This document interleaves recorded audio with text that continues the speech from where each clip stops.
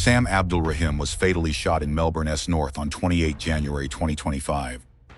The 32-year-old, widely known as the Punisher, was at a car park connected to an apartment complex on High Street, Preston, when the incident occurred. Police were called to the area at about 10:30 a.m. after reports that a man had been injured in a shooting. Abdulrahim died at the scene.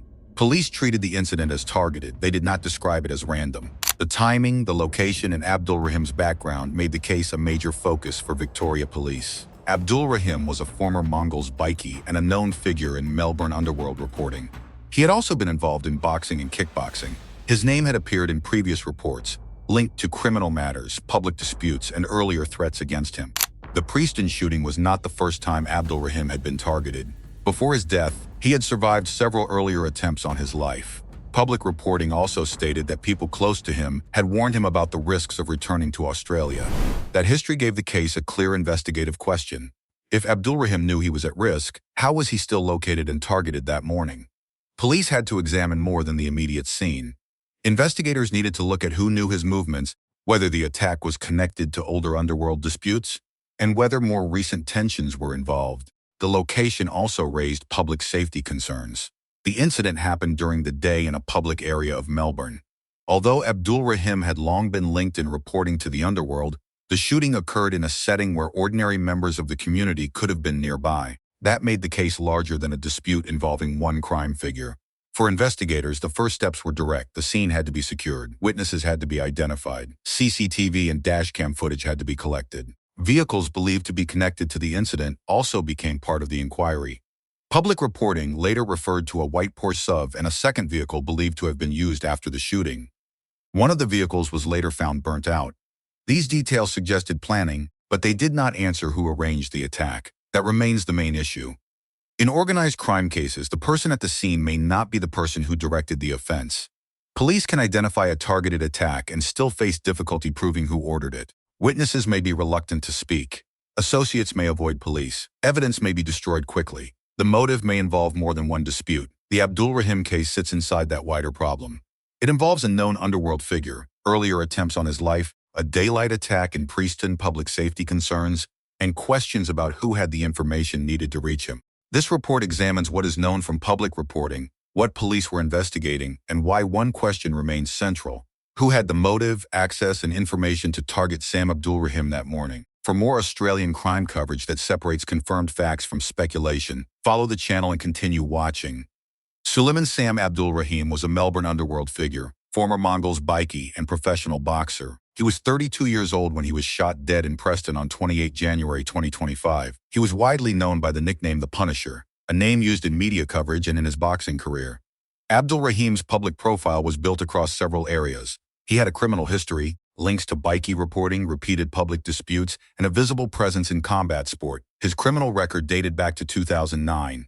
ABC reporting described him as a major player in Melbourne's underworld and said his convictions included matters connected to violence, driving offenses, and drug possession. One of the most serious incidents in his earlier record was a fatal crash in Reservoir. Abdulrahim pleaded guilty to culpable driving causing death after his Ferrari crashed into multiple cars in 2015, killing 88-year-old Muriel Hullett. He also pleaded guilty to 2 drug possession charges connected to that case. That conviction shaped part of his public reputation. He was not only known through underworld reporting. He had also been involved in a case that affected an ordinary member of the public and drew wider media attention. Abdulrahim was later connected in reporting to the Mongols Motorcycle Club. He was often described as a former Mongols bikie rather than a current office holder. That distinction matters because media labels can remain attached to a person even after their formal connection changes. Outside the criminal reporting, Abdulrahim built a profile as a boxer and kickboxer. He fought professionally and used the Punisher as part of that public identity. His combat sports career gave him a second form of public recognition, separate from police and court coverage. By the years before his death, Abdulrahim was also known for surviving earlier attacks. Those incidents added to the perception that he was a continuing target inside Melbourne's underworld. He was not a low-profile figure. His name appeared in stories involving alleged criminal disputes, personal security concerns, and public violence. Some reports said people close to him had warned him about returning to Australia because of the risk. This background is important for understanding the Preston shooting. Police did not treat Abdulrahim's death as random. His history, his public profile, and the earlier threats against him formed part of the context investigators had to examine.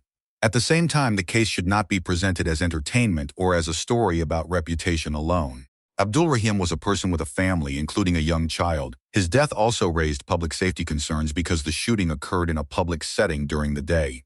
Sam Abdulrahim's name carried several meanings in Australian reporting: former bikie, fighter, convicted offender, underworld figure, and repeated target. Those separate parts explain why his death became one of Melbourne's most closely watched crime stories in 2025. It also explains why the central question was not only what happened in Preston, but who had reason to target him again on that January morning. Sam Abdulrahim became a target because of his long involvement in Melbourne's underworld environment, his public disputes, and his history of surviving earlier attacks. Police had not described the Preston shooting as random. From the beginning, the case was treated as a targeted attack.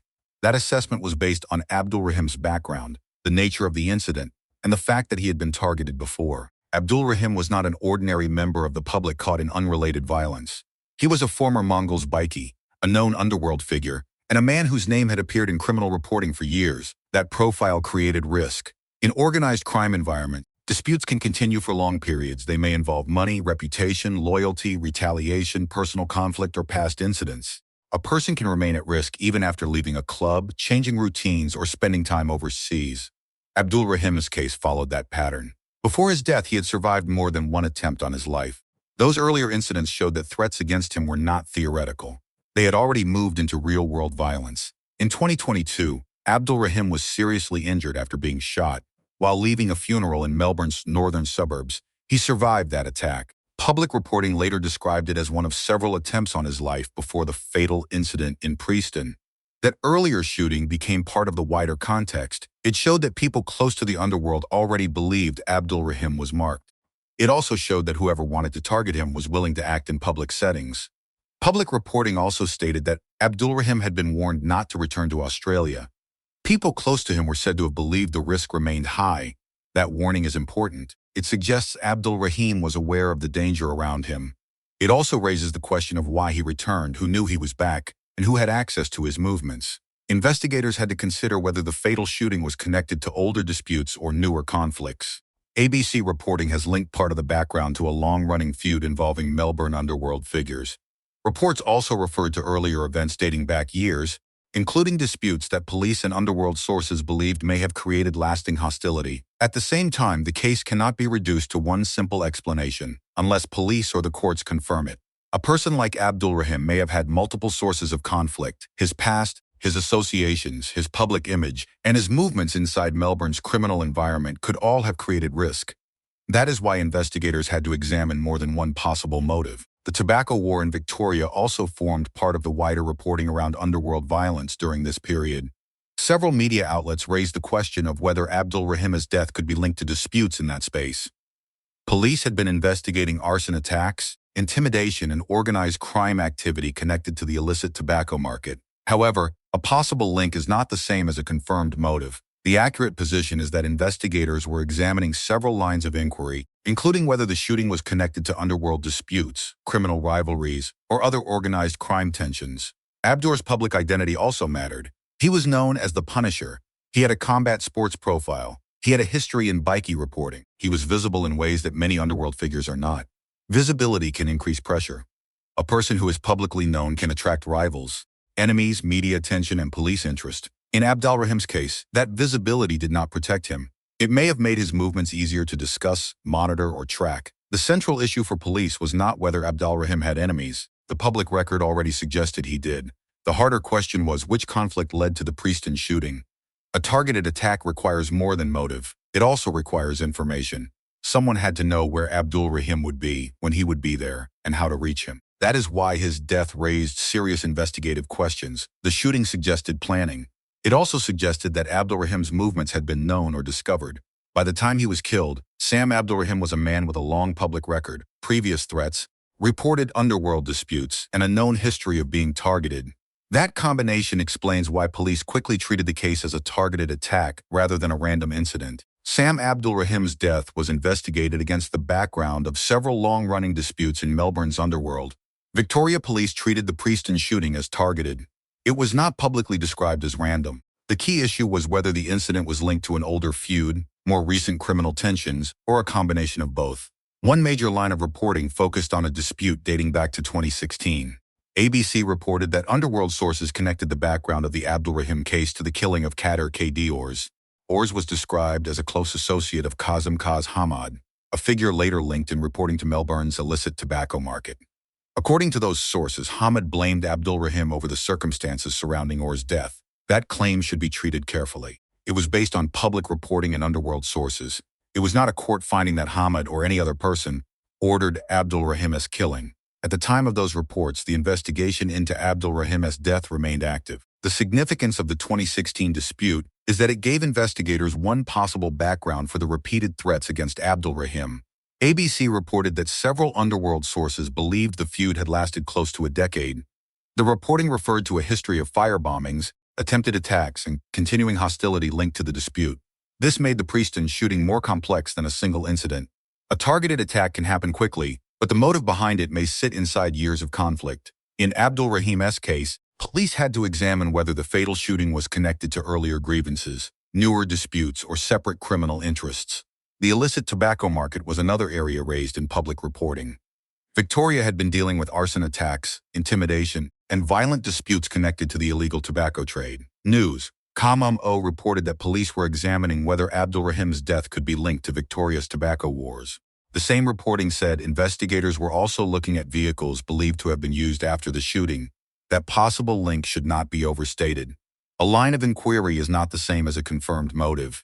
Police can examine a connection without having enough evidence to charge a person, or prove that the link explains the killing. A separate report from Herald Sun later referred to police intelligence about Gavin Preston. The report said Preston had been feuding with Abdulrahim and was suspected of arson against Abdulrahim's business.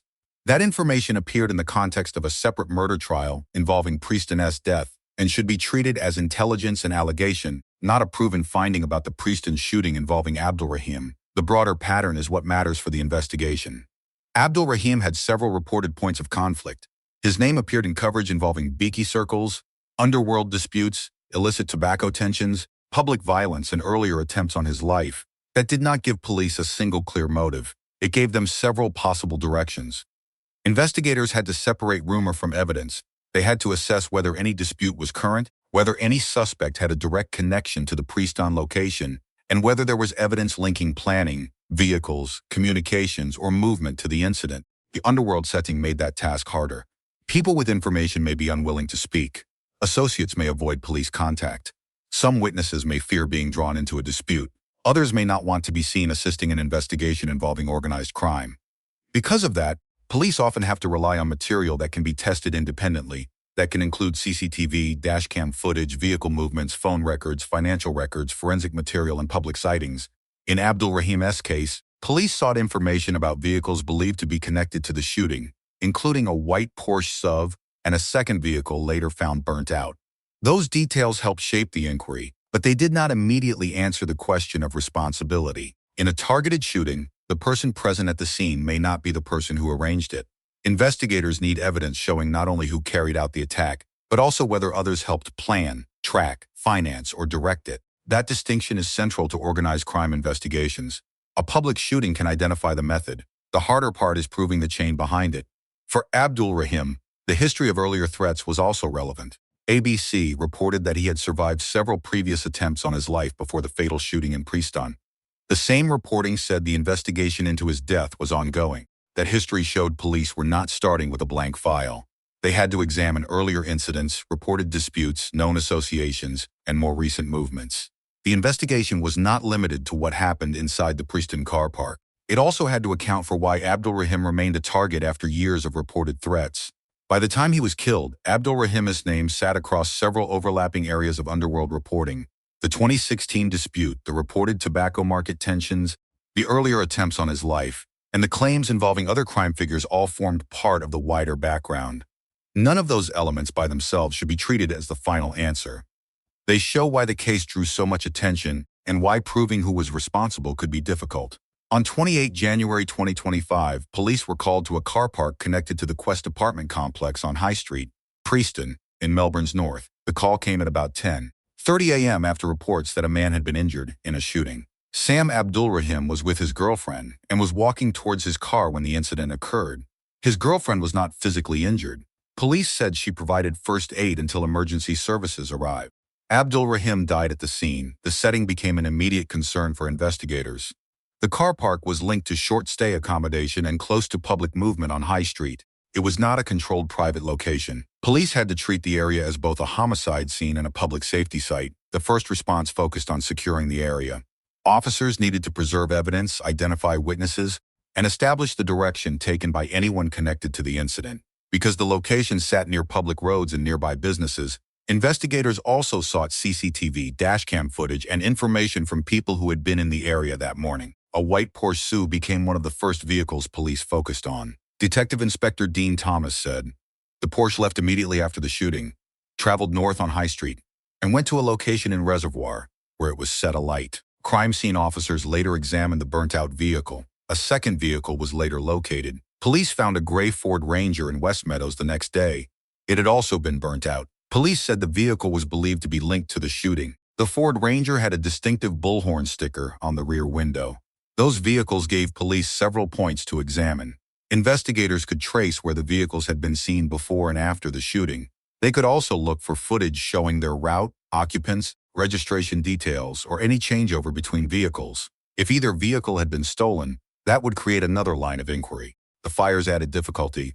A burnt-out vehicle can reduce the chance of recovering usable evidence. It can affect fingerprints, DNA, interior material, and items left inside.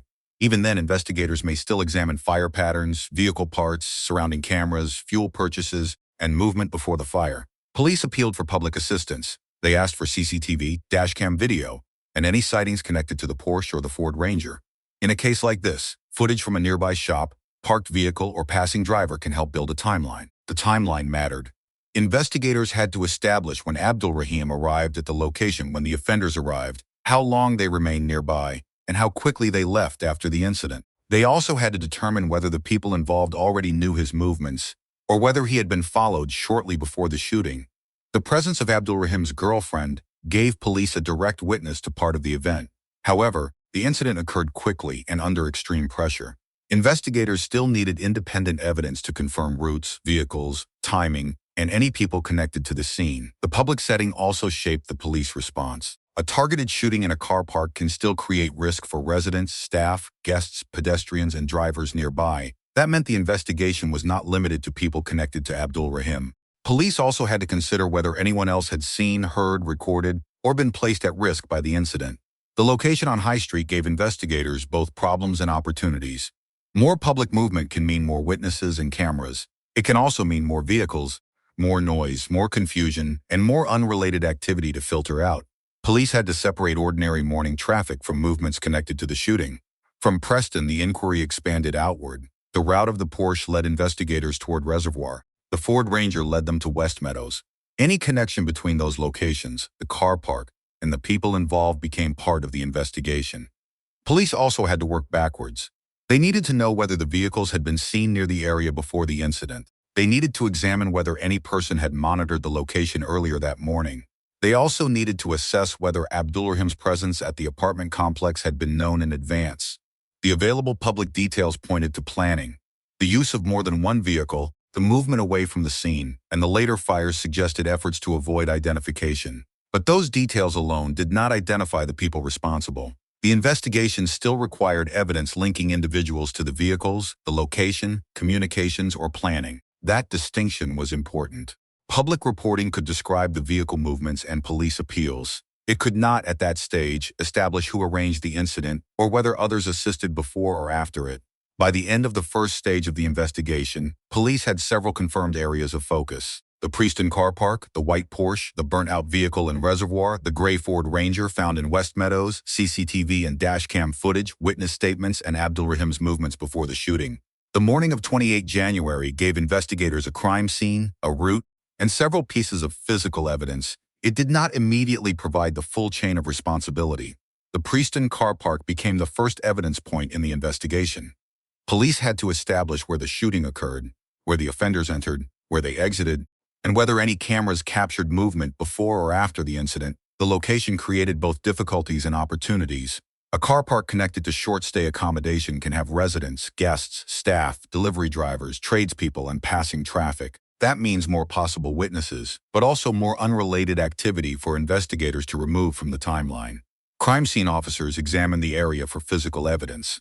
They also had to identify camera locations around the apartment complex, High Street, nearby intersections, and surrounding businesses. In a public setting, footage may come from fixed security cameras, dash cams, doorbell cameras, parked vehicles, or commercial premises. The vehicle evidence then became a major focus. Police linked a white Porsche SUV to the incident. Detective Inspector Dean Thomas said the Porsche left immediately after the shooting, traveled north on High Street, and later went to Reservoir, where it was set alight. The burnout Porsche gave investigators a second location to process. A vehicle fire can damage fingerprints, DNA, interior surfaces, clothing, and items left inside, but it does not remove every investigative opportunity. Police can still examine the vehicle body, registration history, parts, tires, fire origin, nearby footage, and sightings before the fire. A second vehicle later became part of the case. Police found a gray Ford Ranger in West Meadows. It had also been burnt out. Police said the vehicle was believed to be linked to the shooting. The Ford Ranger had a distinctive bullhorn sticker on the rear window. That detail was useful for public appeals. A distinctive sticker can help witnesses remember a vehicle. It can also help police search for footage across a wider area. Someone who did not notice a number plate may still remember the sticker, the color, the canopy, or the direction of travel. The use of two vehicles indicated that investigators were not dealing with only one scene. The inquiry had to connect Preston, Reservoir, West Meadows, and any route between those locations. Each route could produce footage, traffic sightings, petrol station records, or witnesses who saw the vehicles before they were destroyed. Police appealed for CCTV and dashcam material. That request was important because the movement of vehicles can help build a timeline, even when witnesses did not see the shooting itself. A camera may show when a vehicle entered a street, how long it stayed nearby, whether people changed cars or whether another vehicle followed. The burnt vehicles did not prove who was responsible. They gave police lines of inquiry. Investigators still needed evidence linking people to the vehicles, the car park, the planning, or communications before and after the incident.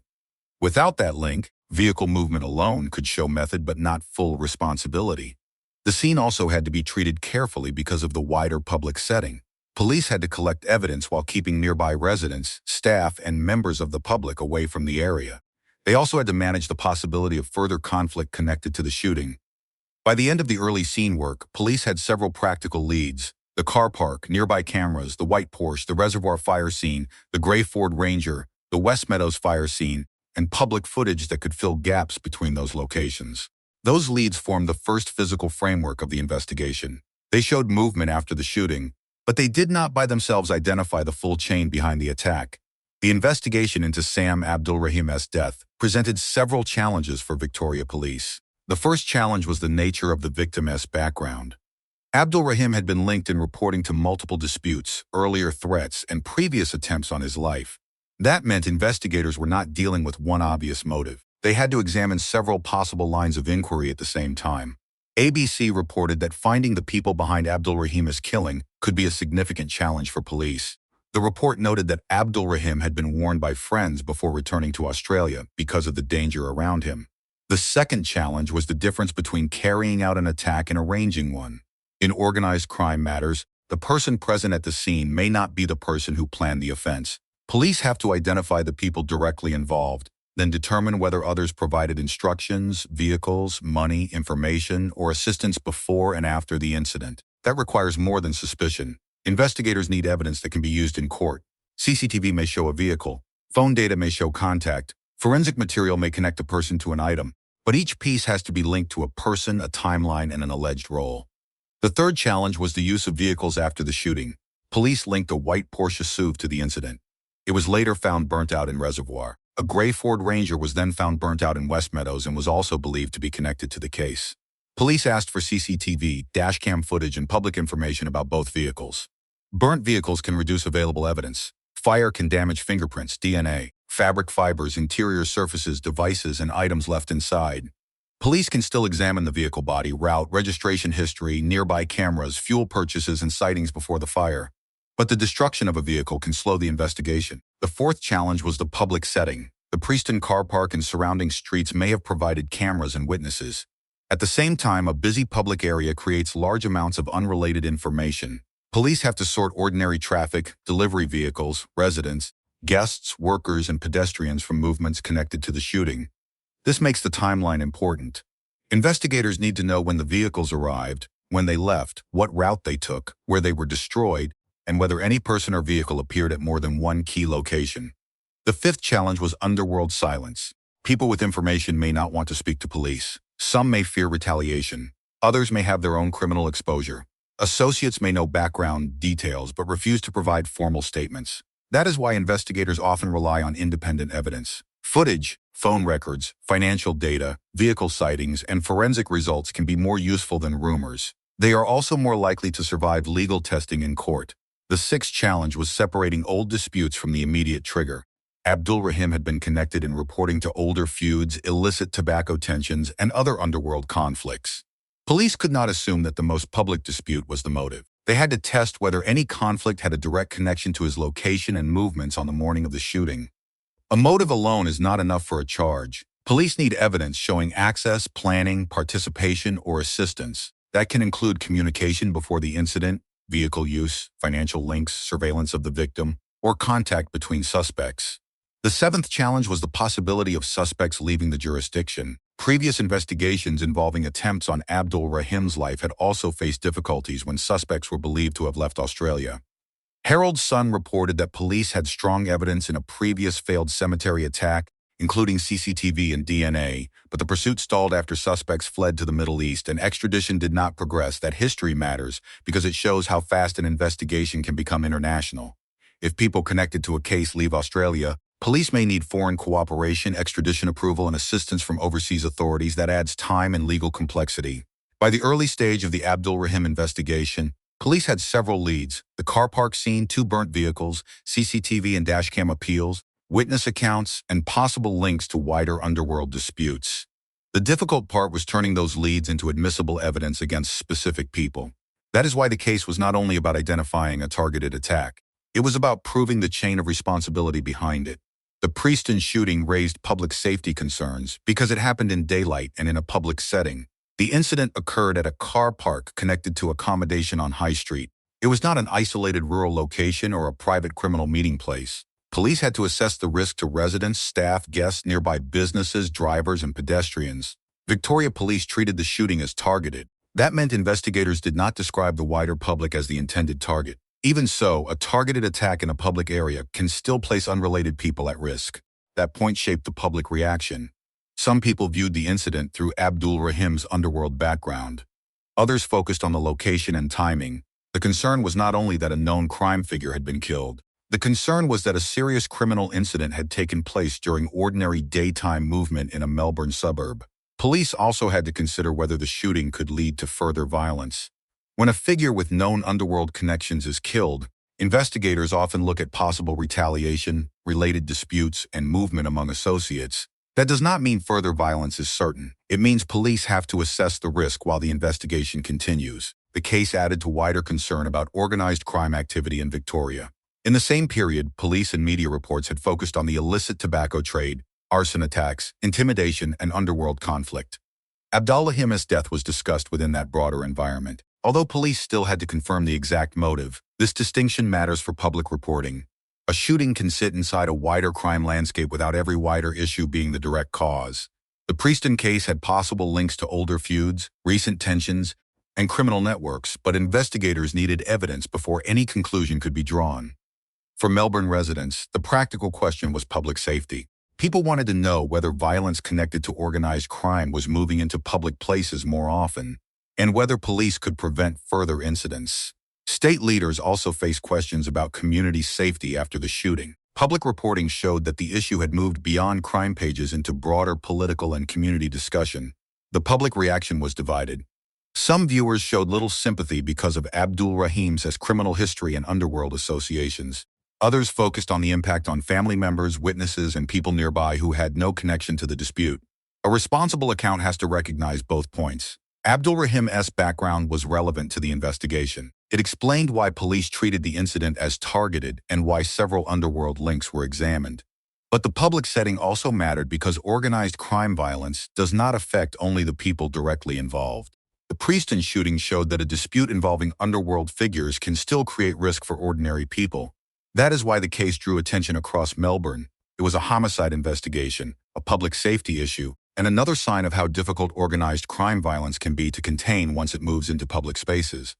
The central question in the Sam Abdulrahim case is not whether the Preston shooting was targeted. Police treated it that way from the start. The harder question is what conflict, information, and planning led to that morning. Public reporting has pointed to several possible backgrounds. One involved a long-running dispute connected to the 2016 killing of Kadir K. Diors. Another involved tensions around Victoria's illicit tobacco market. Other reports referred to previous attempts on Abdulrahim's life, including attacks linked to his home, business interests, and movements in Melbourne's northern suburbs. None of those lines by itself is a proven answer. A police investigation has to move beyond motive.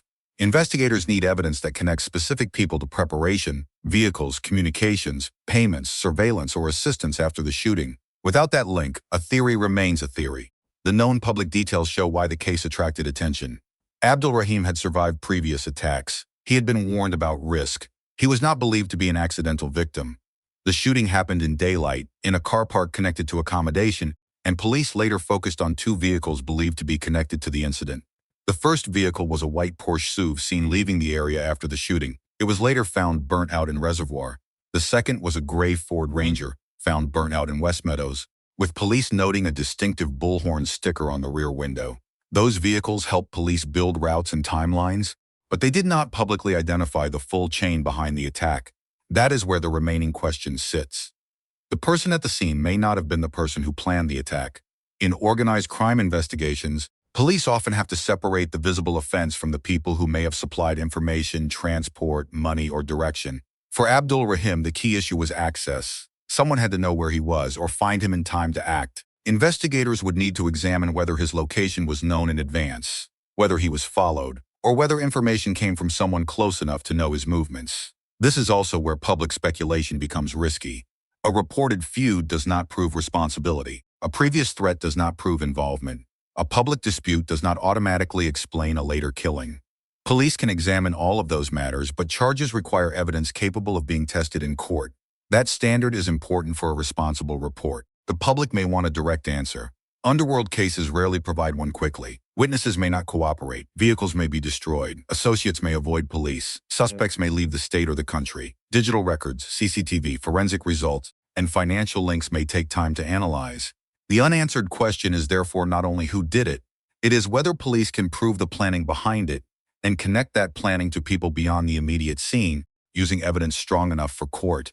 Abdulrahim's death brought together several unresolved pressures in Melbourne's criminal environment.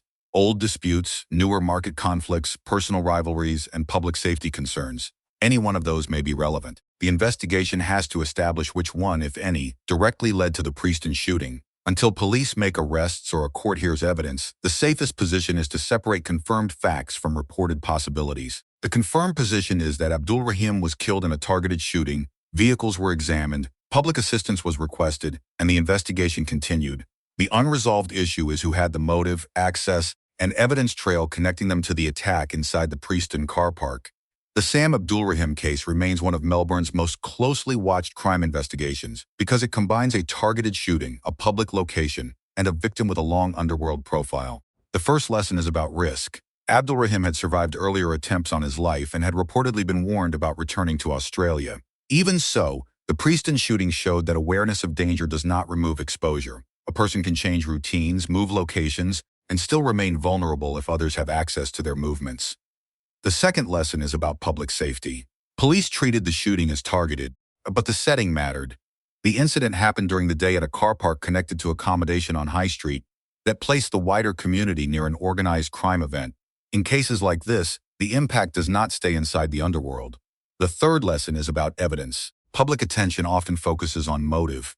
Investigators need more than motive. They need CCTV, vehicle data, phone records, financial links, forensic results, and witness accounts strong enough to be tested in court.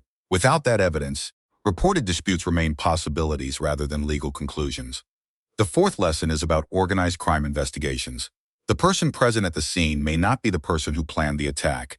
Police may need to identify drivers, lookouts, suppliers of vehicles, people who passed on location details, and anyone who helped after the incident. That makes the chain of responsibility harder to prove. The fifth lesson is about reporting. Abdulrahim's criminal history and underworld associations are relevant. They help explain why police treated the matter as targeted, but they should not be used to turn a homicide into entertainment or to remove the impact on family members, witnesses, and the public. This case should be understood through confirmed facts, not rumors. Confirmed reporting shows that Abdulrahim was killed in Preston. Police examined vehicle evidence, public assistance was sought, and several possible lines of inquiry were discussed. The unresolved question is who had the motive, access, and evidence trail linking them to the final attack. What do you think matters most in this case? The old underworld disputes, the public safety risk, or the difficulty police face in proving who arranged it? Share your view in the comments and follow the channel for more clear Australian crime reporting.